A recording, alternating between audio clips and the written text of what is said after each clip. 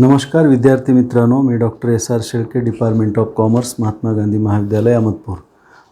आज आपण contract कॉस्टिंगवरचा problem या ठिकाणी घेणार आहोत. तो प्रॉब्लेम मी आपल्याला वाचून दाखवतो. Ganesh contractors limited obtained contract for building an office for ₹3 lakhs. Building operations started on 1st April 2003.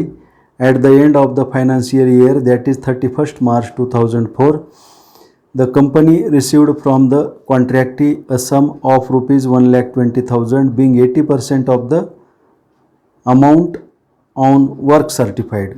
The following additional information is given. Material issued to contract ₹64,000. Material on hand 31st March 2004, 2,500. Wages paid ₹80,000. Plant purchased for the contract 60,000. Direct expenses 11,000.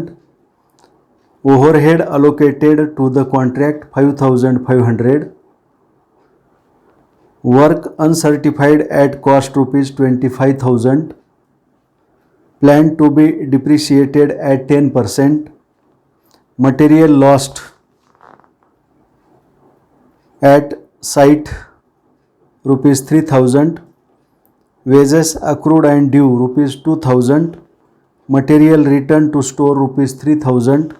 Prepare contract account and show how much profit is to be taken to profit and loss account. तर पहा, या ठिकाणी ह्या ठेक्याची किंमत आहे ₹3,00,000.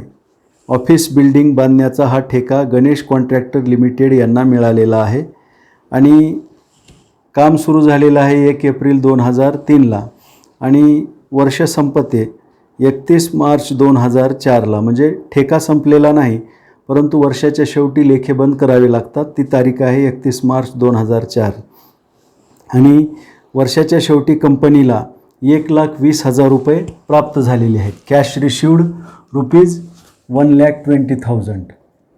आलं लक्षात. आता हे 1,20,000 मिळालेत म्हणजे ही रक्कम 80% ऑफ वर्क सर्टिफाईड. आलं लक्षात. वर्क सर्टिफाईडच्या 80% आहे म्हणजे 80% रक्कम आहे.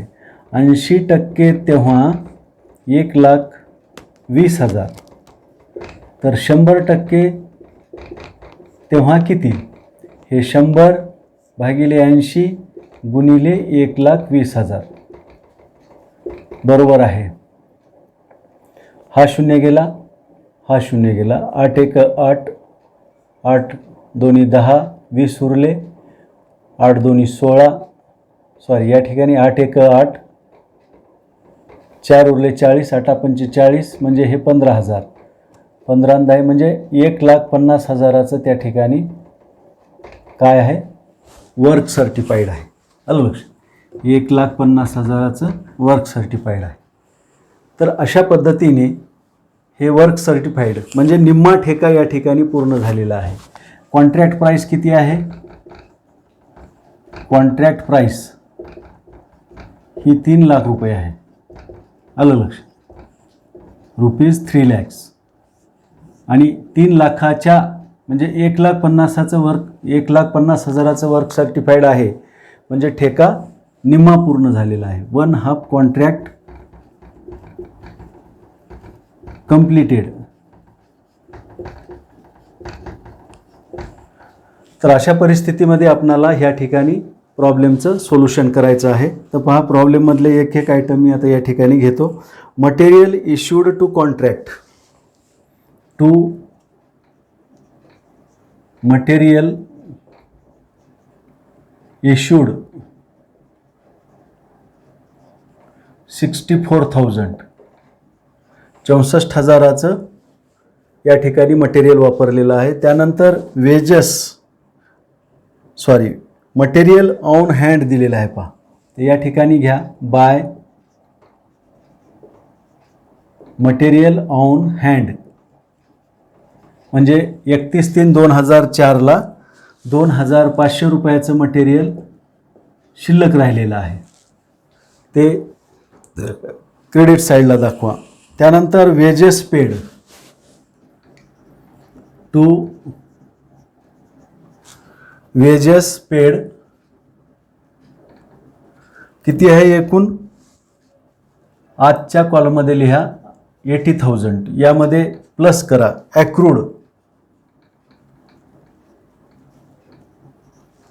ॲक्रूड वेजेस सर्वात शेवटी दिलेला आहे पहा वेजेस ॲक्रूड अँड ड्यू ₹2,000 हे 2,000 यामध्ये ॲड करा म्हणजे टोटल वेजेस या ठिकाणी येईल 82,000 आलं लक्षात. त्यानंतर वेजेसच्या नंतर आहे पहा प्लॅन्ट परचेस्ड फॉर कॉन्ट्रॅक्ट त्या अगोदर काय करा डायरेक्ट एक्सपेन्सेस घ्या to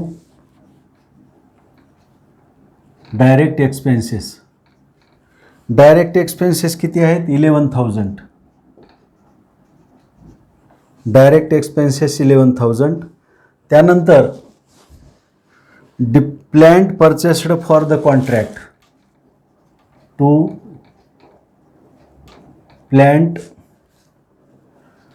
purchased for the contract किती रुपये 60,000 रुपये 60,000 रुपयाचं प्लॅन्ट या ठिकाणी खरेदी केलेलं आहे. त्यानंतर प्लॅन्टवर एक ॲडजस्टमेंट आहे पहा 10% डिप्रिशिएशन करायचं आहे म्हणून या ठिकाणी घ्या बाय प्लॅन्ट इन हँड किंवा प्लॅन्ट ॲट साईट असं लिहा प्लॅन्ट ॲट साईट 60,000चं एकूण प्लॅन्ट आहे त्याच्यावर मायनस करा डिप्रिशिएशन किती 10% 10% डिप्रिशिएशन मायनस केलं तर इथे किती राहील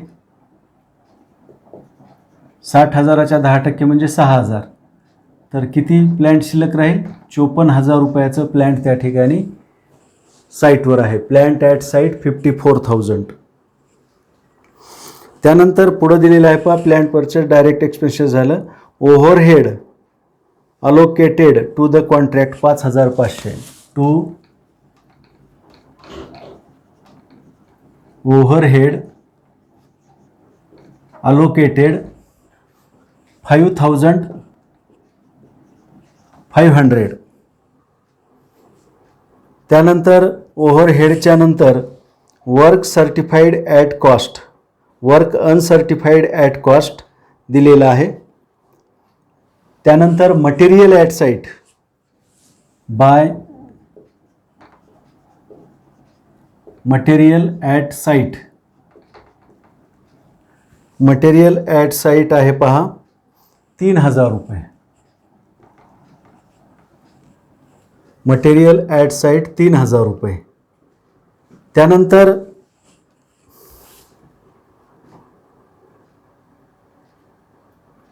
material at site lost site आहे ते लॉस्ट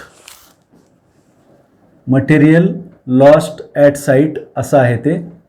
तर मग लॉस्ट झालं म्हणल्याच्या नंतर नुकसान झाल्यानंतर ते प्रॉफिट अँड लॉस अकाउंटला ट्रान्सफर करा by profit and loss account कंसात लिहा लॉस्ट 3,000 रुपये 3,000 रुपयाचं मटेरियल त्या ठिकाणी लॉस्ट झालेलं आहे म्हणून ते प्रॉफिट अँड लॉस अकाउंटला ट्रान्सफर करायचं आहे नुकसान झालेलं असल्यामुळे. त्यानंतर material return to store wages आपण घेतलेला आहे accrued material return to store by material return to store किती रुपये 3,000 रुपये 3,000 रुपयाचं मटेरियल स्टोअरला परत करण्यात आलेलं आहे म्हणजे साईटवर त्याचं कामच नाही ते लागणारच नसेल म्हणून त्यांनी ते परत केलेलं आहे रिटर्न टू स्टोअर. तर प्रॉब्लेममधले जे काही आयटम्स आहेत ते आपण या ठिकाणी लिहून घेतलेले आहेत. आता आपण याची बेरीज करण्या अगोदर वर्क सर्टिफाईड आणि वर्क अनसर्टिफाईड हे सुद्धा या ठिकाणी घेणं आवश्यक आहे म्हणून बाय वर्क इन प्रोग्रेस इथं लिहा पहा वर्क इन प्रोग्रेस यामध्ये वर्क सर्टिफाईड किती रुपये? वर्क सर्टिफाईड 1,50,000, बरोबर आहे, 1,50,000. आणि यामध्ये ॲड करा वर्क अनसर्टिफाईड. वर्क अनसर्टिफाईड आहे, प्रॉब्लेममध्ये दिलेलं आहे, ते आहे 25,000 रुपये. असं हे 1,75,000 या ठिकाणी घ्या बेरीज करून.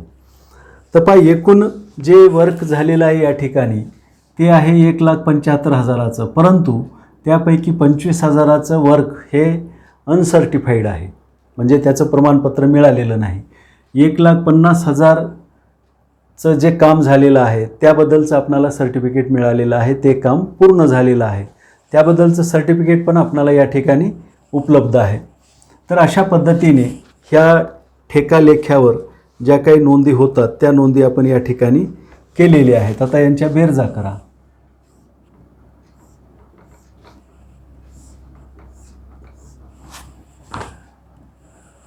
पाच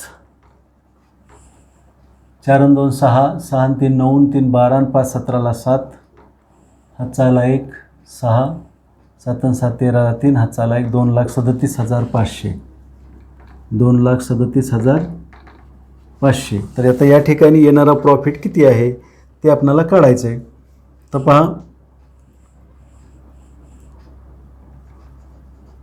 5ला 5, 4 आणि 2 6, 7, 7 आणि 5 12, 12 आणि 5 17ला 7, हातचाला 1 7, 8 आणि 7 15, 16, 16 आणि 6 22, 22 आणि 1 23ला 3, हातचे आले 2, 2ला 2, म्हणजे 15,000 रुपये या ठिकाणी प्रॉफिट झालेलं आहे. तर याला काय करा, टू प्रॉफिट कॅरीड डाऊन या ठिकाणी घ्या बाय प्रॉफिट ब्रॉट डाऊन. आता 15,000 रुपये प्रॉफिट झाला, तर ह्या 15,000पैकी 15,000 प्रॉफिट अँड लॉस अकाउंटला ट्रान्सफर करता येणार नाही. तर प्रॉफिट अँड लॉस अकाउंटला किती प्रॉफिट ट्रान्सफर करावा लागेल ते कॅल्क्युलेट करा म्हणून आपल्याला सांगितलेलं आहे. तर मग आता ते सूत्रामध्ये आपण भरूया. इथं लिहितो profit to be transfer to profit and loss account बरोबर आहे इस्टिमेटेड प्रॉफिट. इस्टिमेटेड प्रॉफिट म्हणजे झालेला प्रॉफिट 15,000, ह्याला गुणिले किती घेणार. आता हा ठेका निम्मा पूर्ण झालेला आहे, 1/3 पूर्ण झालेला आहे, म्हणून या ठिकाणी 1/3च्या ऐवजी 2/3 घ्यावं लागेल, गुणिले कॅश रिसिव्ड. कॅश रिसिव्ड किती आहे 1,20,000, याला भागिले वर्क सर्टिफाईड. वर्क सर्टिफाईड किती आहे 1,50,000. आता ह्याचा गुणाकार भागाकार तुम्ही करा. आलं लक्षात. गुणाकार भागाकार केल्यानंतर ही जी अमाऊंट येते ती अमाऊंट आहे पहा 8,000 रुपये. म्हणजे एवढा प्रॉफिट अँड लॉस अकाउंटला ट्रान्सफर करावा लागेल. म्हणून या ठिकाणी लिहा to profit and loss account 8,000. तर पहा 15,000 एकूण प्रॉफिट आहे, त्याच्यातले 8,000 प्रॉफिट अँड लॉस अकाउंटला ट्रान्सफर केले तर उर्वरित प्रॉफिट कुठं ठेवणार. प्रॉफिट रिझर्व किंवा रिझर्व प्रॉफिट 7,000. आता यांची बेरीज करून टाका. हे 15,000 हे 15,000. तर अशा पद्धतीने हा प्रॉब्लेम या ठिकाणी पूर्ण होतो. काही शंका असेल तर विचारा. मी या ठिकाणी थांबतो. धन्यवाद.